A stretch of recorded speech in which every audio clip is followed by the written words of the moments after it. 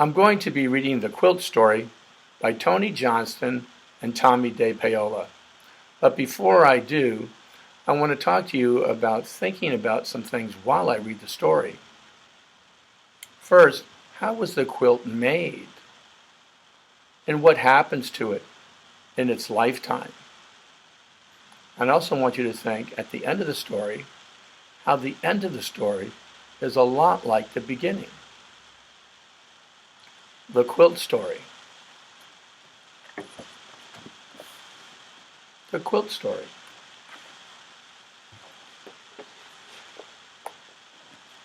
A little girl's mother made the quilt to keep her warm when the snow came down long ago. She stitched the quilt by a yellow flame, humming all the time. She stitched the tails of falling stars, and she stitched the name, Abigail.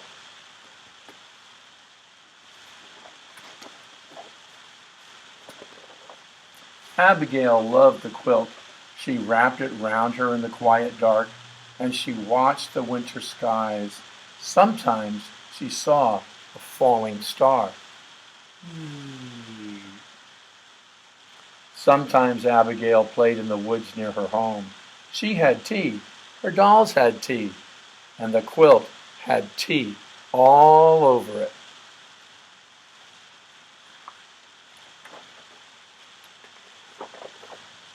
Sometimes she pretended the quilt was a gown. She wore it to town on her horse, clop, clop, clop, and it tore. So her mother stitched it up once more.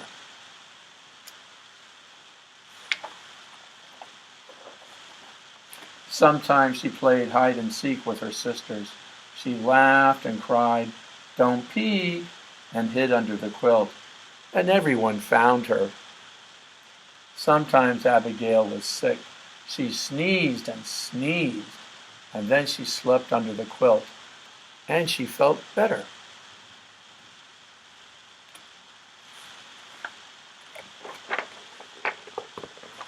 One day Abigail's family moved away, across wide rivers, and over a rock-hard trail. The quilt went too, not stuffed in trunks with the blankets and the clothes. It kept the little girls warm from the wild winds, warm from the rain, and warm from the sparkling nights.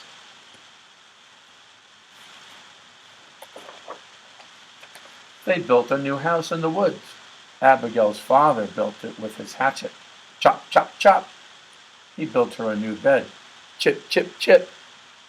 He made her a new horse, too.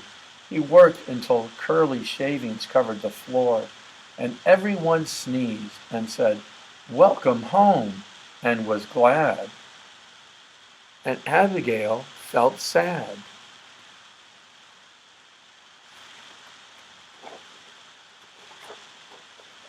New house, new horse, new bed. Everything smelled of fresh chops and chips. Everything but the quilt. So her mother rocked her as mothers do, then tucked her in, and Abigail felt at home again, under the quilt.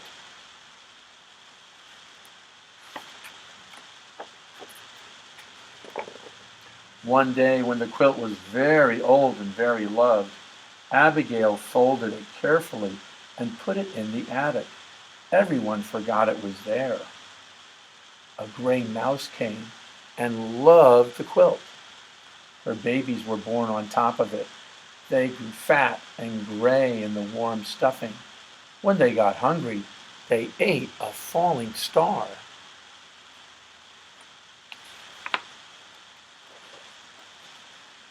A raccoon came and loved the quilt. She dug a hole in a corner with her black paws and hid an apple in there.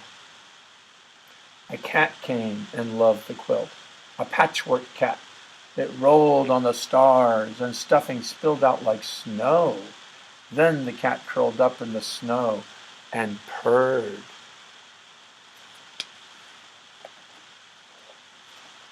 "Kitty, kitty," called a little girl. She found her cat, and she found the quilt, splashed with patterns of the sun. The little girl wrapped the quilt around her and she loved it.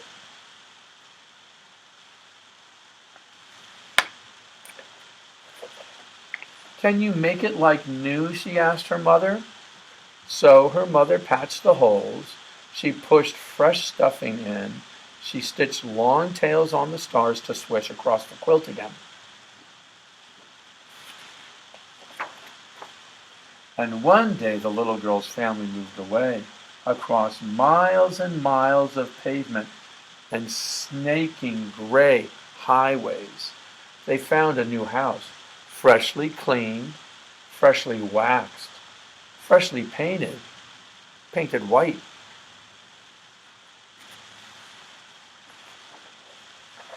They unpacked and unpacked all night, and everyone sneezed on cardboard dust and said, "Welcome home," and was glad. And the little girl felt sad. Everything smelled of white paint and boxes. Everything but the quilt.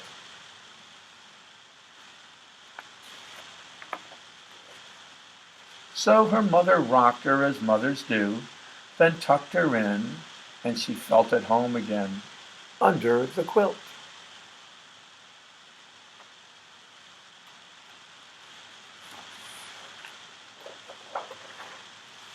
Abigail, the end.